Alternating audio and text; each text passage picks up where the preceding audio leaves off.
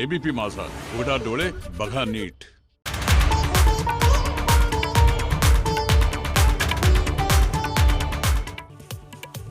नमस्कार, मी अश्विन बापट. पैसा झाला मोठामध्ये आपल्या सगळ्यांचं स्वागत.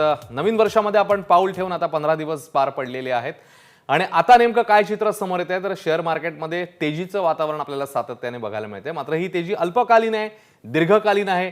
या तेजीमध्ये आपण बिनधास्तपणे पुढे जाऊन वाटचाल करू शकतो का थोडीशी सावध पावलं आपल्याला टाकावी लागतील, या सगळ्याबद्दल आज आपण बोलणार आहोत. आणि तुम्हाला देखील तुमचे प्रश्न विचारायचे असतील याच विषयाच्या अनुषंगाने गुंतवणूक विषयक, कारण वर्षाच्या सुरुवातीलाच हे प्लॅनिंग करणं फार महत्त्वाचं आहे, तर तुम्ही एबीपी माझाच्या फेसबुक पेजवर ते विचारू शकता. आज आपल्यासोबत आपल्याला मार्गदर्शन करण्यासाठी आहेत गुंतवणूक सल्लागार निखिल नाईक सर. त्यांच्याकडे जाऊया. निखिल नाईक सर, आपलं स्वागत. आणि जसं मी म्हटलं की तेजीचं वातावरण तर आपण बघायला मिळतं आपल्याला, पण या तेजीच्या वातावरणात काही गोष्टी आपल्याला सर लक्षात ठेवाव्या लागतील. तर सगळ्यात सुरुवातीला या विषयाची सुरुवात करताना तुम्ही काय सांगाल? शेअर बाजारात तेजी नक्कीच अनुकूल वातावरण आहे, मात्र थोडासा पेशन्स गेम पण खेळावा लागेल. ऍब्सोल्युटली अश्विन, जर आपण एक छोटंसं उदाहरण घेतलं तर मार्च महिन्यामध्ये मार्केट कोसळलं होतं. तेव्हा लॉकडाऊन झाला नव्हता. लॉकडाऊन सुरू व्हायच्या आधी मार्केट 30% कोसळताना आपल्याला बघितलं आपण. आज असं आहे की गेली 9 महिने आपण सगळे घरी होतो. आता इकॉनॉमी कुठेतरी हळूहळू पूर्वपदावर येते, पण 9 महिने काहीच हालचाल होत नव्हती, तरी मार्केट्स वरती जात राहिली. त्याचा एक क्लिअरली मेसेज आहे की मार्केट्स हे नेहमी फॉरवर्ड लुकिंग असतात, म्हणजे पुढे काय होणार आहे हे आधीच डिस्काउंट करत असतात. तर कुठेतरी आता आपण बघतो आहोत की येत्या काळामध्ये कदाचित असं होईल की गेले 9 महिने इकॉनॉमी बंद होती, मार्केट चांगले चालत होते, मार्केट्स 15% वरती जाताना आपण बघितलं. पण असं होऊ शकेल की इकॉनॉमी पूर्वपदावर येईल, बाजार म्हणजे व्यवसाय व्यवस्थित हळूहळू पूर्वपदावर येतील, कामधंदा व्यवस्थित चालायला लागेल, पण तुम्हाला दिसेल की मार्केट्स कुठे जास्त मूव्ह होत नाहीयेत. आणि ही एक काही शॉर्ट पिरियड साठी होऊ शकतं. मी बघितलं की गेल्या आठवड्यात जेव्हा मार्केट्स खालती घसरला, तेव्हा पहिल्यांदा असं झालं की मार्केट्स का खालती घसरले. आणि एक लक्षात घेतलं पाहिजे, मार्केट्स हे कधीही एकाच डिरेक्शनला जात नाही. मग ते मार्च मधली घसरण असो किंवा आता गेल्या काही दिवसात ती जी आपण बघितलेली प्रगती बघतो आहोत, ती वन वे बघत होतो. पण आपण एक मार्केट्स मधल्या चढ उताराला, फ्लक्च्युएशन्सला नेहमी तयार राहिलं पाहिजे. Markets cannot go in one way, हे नेहमी लक्षात घेतलं पाहिजे. खरंय. आणि त्याच अनुषंगाने आता काही महत्त्वाचे मुद्दे आपण बघणार आहोत जे गुंतवणूकदारांशी रिलेटेड आहेत आणि त्याचा कसा परिणाम झालाय किंवा येणाऱ्या काळामध्ये होऊ शकतो. वर्क फ्रॉम होम असल्यानं बचतीची टक्केवारी वाढली गेल्या काही काळात, म्हणजे जवळपास वर्षभर वर्क फ्रॉम होम होती मंडळी बरेचशी, त्याच्यामुळे ही बचतीची टक्केवारी वाढलेली आहे. अनलॉकच्या ह्या टप्प्यात मात्र लोकांचा कल हा खर्चाकडे आलाय. सर, दोन्ही मुद्दे फार महत्त्वाचे आहेत. गेल्या काही दिवसात आपण सगळे घरी होतो, बरेच जण घरी होते. युएस मध्ये आपण बघितलं की लोकांना घरी असून देखील त्यांना अनएम्प्लॉयमेंट मधनं बोनस मिळत होता. किंवा आपल्याकडे आपण जर समजा घरी असू आणि वर्क फ्रॉम होम करत होतो, तर बाकीचे खर्च बरेचसे बंद झाले होते, त्यामुळे बचतीचा दर वाढला. आणि मग तो कुठेतरी थोड्याफार प्रमाणात आपण म्हणू शकतो की हा बचतीचा दर, बचत जी वाढली होती ती कुठेतरी शेअर बाजाराकडे वळताना आपल्याला दिसली. राहिली गोष्ट अनलॉक आता आपण होतो आहोत, तर ह्या काळामध्ये नक्कीच आपण थोड्याफार प्रमाणात का होईना जे आपले काही खर्च बाकी होते, मग ते ट्रॅव्हलिंग असो, मग ते घरातल्या काही वस्तू असो, होम इम्प्रुव्हमेंट. आणि बऱ्याचशा ठिकाणी असं होत आहे की जे घरनं काम करण्यासाठीचं फर्निचर आहे त्याची मागणी खूप वाढली, त्याचा तुटवडा जाणवताना आपल्याला दिसत होता. सो हे सगळे खर्च आता थोड्या काही काळामध्ये वाढताना आपल्याला दिसतील. खरंय. पुढचे दोन मुद्दे कोणते आहेत आपण बघूया आणि मग पुढे जाऊया. महागाईचा दर वाढण्याच्या मार्गावर आहे, कारण अर्थातच पर्चेसिंग आता जास्त वाढलेलं आहे, खर्च जास्त वाढलेला आहे. दुसरीकडे मनुष्यबळाची कमतरता आहे आणि मात्र स्थानिक वस्तूंना प्राधान्य मिळताना आपल्याला बघायला मिळते. नाईक सर, हे मुद्दे कसे अफेक्ट करतायत गुंतवणूकदारांच्या दृष्टीने आणि मार्केटच्या तेजीच्या दृष्टीने? ऍब्सोल्युटली. सी अश्विन, फार मोठ्या प्रमाणावर पैसा उपलब्ध झाला गेल्या काही दिवसांमध्ये जागतिक बाजारपेठेमध्ये. आणि जसं मी मगाशी म्हटलं, बरंचसं सेव्हिंग झालं ना. केवळ ते इंडिव्हिज्युअलचं झालं, कंपनीचं देखील सेव्हिंग झालं, त्यांचं देखील फार मोठ्या प्रमाणावर कॉस्ट कटिंग झालं होतं. आणि ह्या सगळ्या याच्यामध्ये आणि मग आपण बघितलं की स्पेशली भारतामध्ये किंवा इव्हन बाकीच्या देशांमध्ये लोक आपापल्या घरी परत गेले होते. आणि त्यामुळे मनुष्यबळाची जी कमतरता होती, जे मायग्रंट लेबर्स आहेत ते सगळे अजून परत यायला अजून थोडासा वेळ लागतोय. त्यामुळे आपल्याला दिसेल की मनुष्यबळाची कमतरता नॉट ओनली इन इंडिया पण ओव्हरऑल सगळीकडे जाणवताना दिसेल. आणि त्यामुळे देखील जे तुमचे महागाईचा दर आहे म्हणजे ऍक्च्युली सॅलरीज वाढू शकतात, त्यांची कॉस्ट वाढू शकते, मनुष्यबळाची कॉस्ट वाढू शकते आपल्याला दिसतंय. दुसरं आपण बघतोय की जे एक अँटी चायना मुवमेंट झाली आहे, त्यामुळे म्हणा किंवा ओव्हरऑल ग्लोबल ट्रेड थोडासा ठप्प झाला होता, तो आता सुरळीत होता वेळ लागेल. त्यामुळे स्थानिक वस्तूंना खूप मोठ्या प्रमाणावर मागणी येते आणि स्थानिक बिझनेसेसना त्यामुळे कॉम्पिटिशन कमी राहणार आहे. तर ह्या सगळ्याचा परिणाम आपण बघू शकतो की महागाईच्या दरावर होऊ शकतो. आता आपण बघतो की पेट्रोलचे दर आता वाईल वी स्पीक ₹90 येऊन ठेपलेले आहेत. ऑफकोर्स ट्रॅव्हलिंग तेवढं वाढलं नसल्यामुळे कदाचित आपल्याला ते जाणवत नसतील. पण येत्या काही काळामध्ये नक्कीच आपल्याला ते जाणवताना आपल्या खिशाला म्हणजे ते जाणवायला लागतील. खरंय. आणि याच्यातला शेवटचा मुद्दा आपण बघून पुढे जाऊया. इंधन दरवाढीचा गुंतवणूकदारांवर परिणाम होणार. सर, जसा तुम्ही आता उल्लेख केला की पेट्रोल आणि अन्य जे दर आहेत त्या अनुषंगाने मग इन्व्हेस्टर्सवर त्याचा कसा इम्पॅक्ट होऊ शकतो? नक्कीच होतो, कारण ह्या सगळ्याचा दर इनपुट कॉस्ट वरती होतो. तुमचे जे इनपुट कॉस्ट असते ती वाढत राहते. त्यामुळे वस्तूंचे भाव देखील वाढताना आपल्याला दिसतील. आणि जसं मी मगाशी म्हटलं, मनुष्यबळ, रॉ मटेरियल कॉस्ट आपण बघतो, स्टील प्राइसेस वाढताना बघतो आपण. तर ह्या सगळ्याची कॉस्ट जी आहे ती शेवटी कोण ह्याला भरणार, तर ग्राहकाला द्यावी लागेल.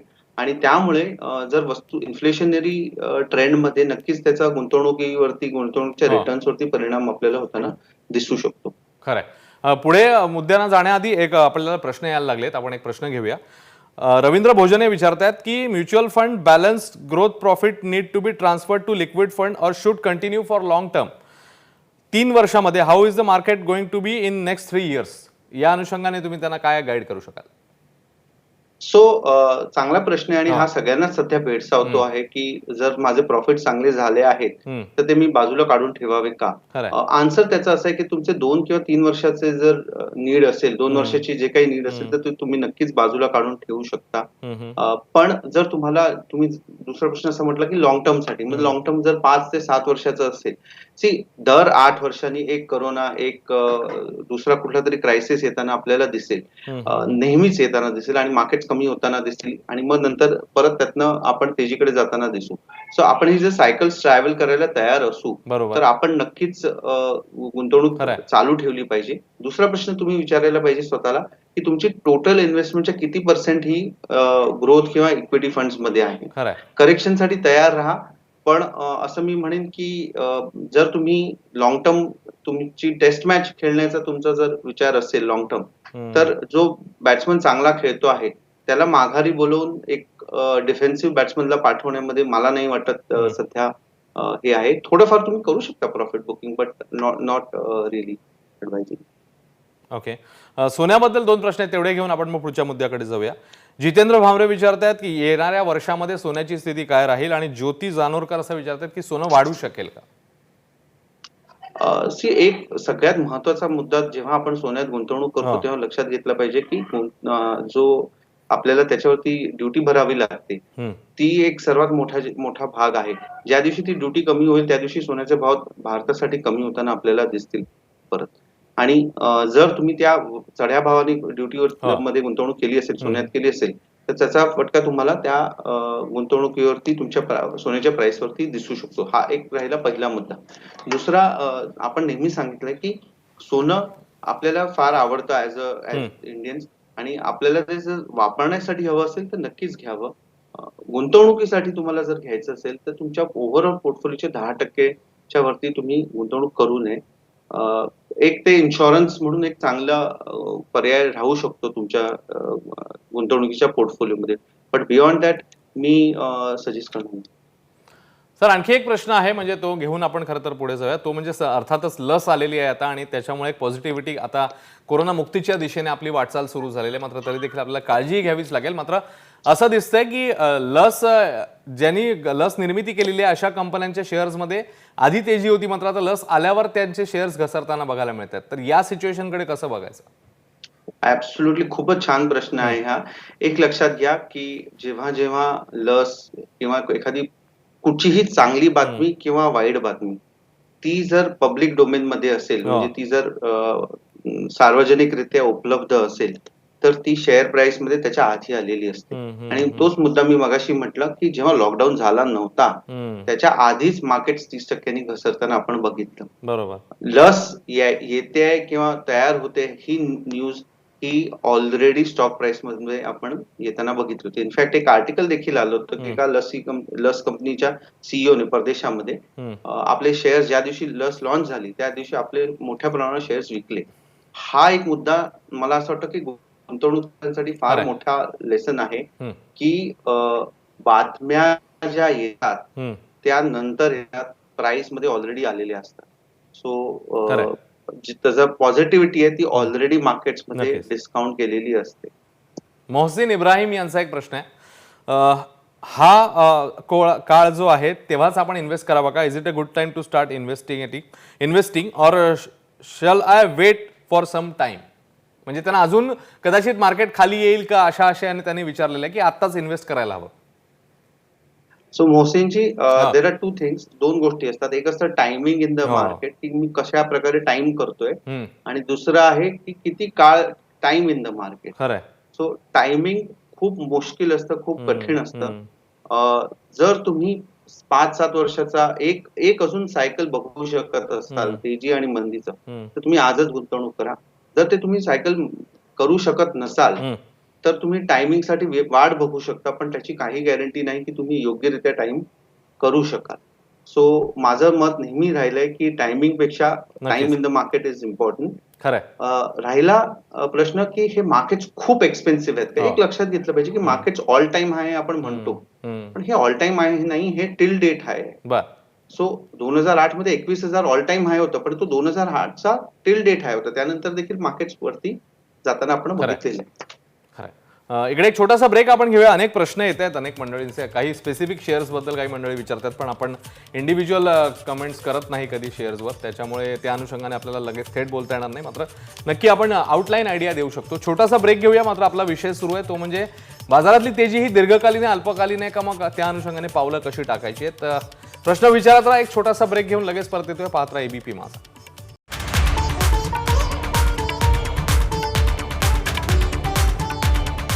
आपण बघताय पैसा झाला मोठा एबीपी माझावर. विषय आजचा आपला सुरू आहे तो म्हणजे शेअर बाजारातली तेजी ही दीर्घकालीन आहे की अल्पकालीन आहे आणि मग ती दीर्घकालीन किंवा अल्पकालीन काही जरी असली तरी गुंतवणूकदारांनी नेमकी कशी पावलं टाकायची आहेत. तुम्ही प्रश्न विचारताय आम्हाला एबीपी माझाच्या फेसबुक पेजवर.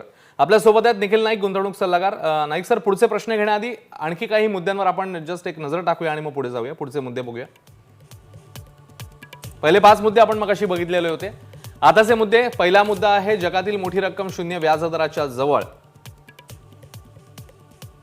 नंतर व्याजदर निचांकी आकड्यावर, ऑल टाइम लो ज्याला म्हणता येईल. घरांच्या किमती सामान्यांच्या आवाक्यात येण्याच्या मार्गावर. भारतातील डिजिटल क्रांतीचं योगदानही महत्वाचं आहे. आणि शेअर बाजारात गुंतवणूकदार आता शेअर बाजाराबाबत सकारात्मक होत आहेत. नाईक सर, ह्या 5 मुद्द्यांबद्दल अगदी थोडक्यात, कारण आपल्याला आणखी प्रश्न घ्यायचे. ऍब्सोल्युटली. जर अश्विन बघितलं तर जवळपास 26 ते 27% जगातले जे पैसे आहेत ते शून्य दराच्याही खालती आहेत. ह्याचा अर्थ काय आहे की ते कधी ना कधीतरी रिटर्न्स कडे वळू बघतायत. त्यामुळे कुठेतरी आपण बघतोय की इकॉनॉमी गेल्या वर्षभरात चालली नाही जगामध्ये पण मार्केट्स वरती जाताना आपण बघितलं. दुसरं, व्याजदर जे आहेत ते ऑल टाइम लो म्हणजे किती, म्हणजे असं एक मी कुठेतरी वाचत होतो की जवळपास 5,000 वर्षामध्ये व्याजदर जे आहेत ते सगळ्यात लोएस्ट रेट्स वरती येऊन ठेपलेले आहेत. तिसरं, आपण बघतो की घराच्या ज्या किमती आहेत गेल्या 9 वर्षामध्ये ऍटलीस्ट भारतामध्ये तरी घराच्या किमती वाढताना दिसल्या नाहीत आपल्याला. आणि मग त्याला व्हेरियस कारणं असू शकतील पण त्यामुळे कुठे ना कुठेतरी सामान्यांच्या आवाक्यामध्ये घरं येत आहेत. दुसरं, वर्क फ्रॉम होम मुळे म्हणा किंवा घरी जास्त वेळ आपण स्पेंड केल्यामुळे कुठेतरी घर अपग्रेड करावं, थोडंसं मोठं घ्यावं, ही देखील एक गरज सामान्यांची होत चालली आहे. आणि त्यामुळे आपल्याला दिसतंय की थोडंसं घराच्या म्हणजे घरांमध्ये इंटरेस्ट आता परत डेव्हलप होताना आपल्याला दिसत आहे. खरंय. आपण पुढच्या प्रश्नाकडे वळूया कारण अनेक मंडळी प्रामुख्याने सोनं आणि अन्य गोष्टींबद्दल विचारतात. एक आपल्याला प्रश्न आलेला आहे याच संदर्भातला, तो आपण घेऊया.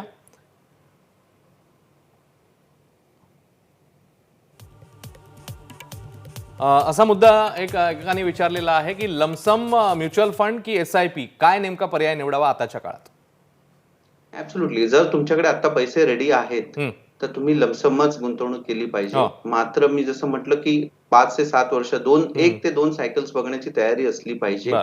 1-2 करेक्शन्स येतील. 5 ते 10% करेक्शन कधीही होऊ शकतं मार्केटमध्ये. हम्म. त्यासाठी मानसिक तयारी ठेवली पाहिजे आणि हे सर्वात मोठं इम्पॉर्टंट असतं. काय होतं, मार्केट जेव्हा उच्चांकावरती असतात तेव्हा आपलं जे करेज असतं, खरंय. आपली जी हिंमत असते ती देखील ऑल टाइम हायवर असते. हम्म. पण जेव्हा मार्केट्स खालती जातात, करेक्ट होतात, तेव्हा आपलं जे संयम सुटताना आपण बघतो.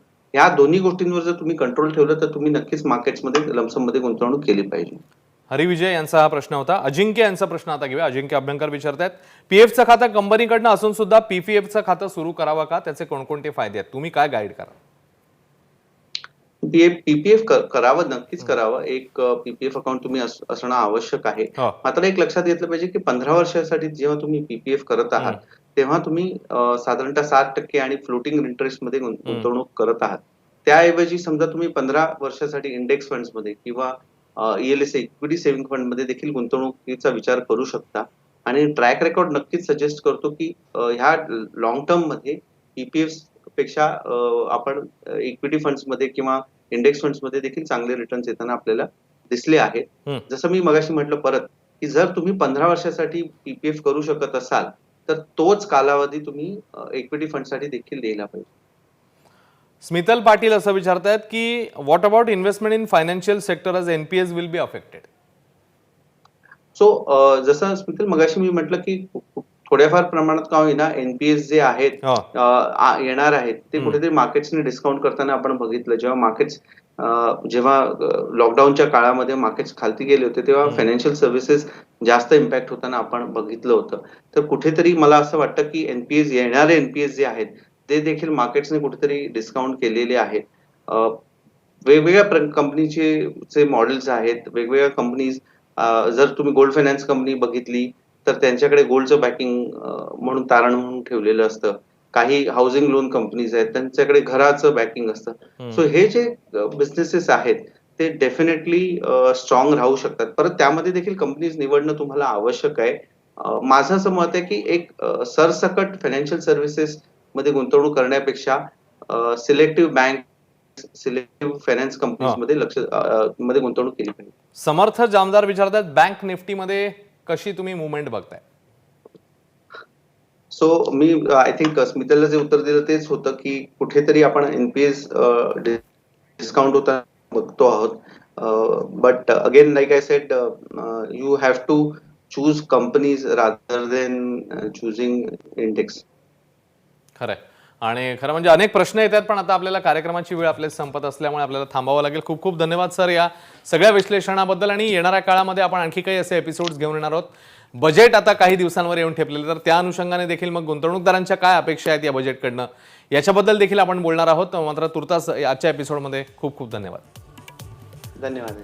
आणि याच सोबत पैसा झाला मोठामध्ये आता आपण इकडेच थांबूया. जी मंडळी या एबीपी माझाच्या फेसबुक पेजवर जॉईन झाली, ज्यांनी प्रश्न विचारले त्यांचे देखील आभार. आता इकडेच थांबूया. पाहत राहा एबीपी माझा.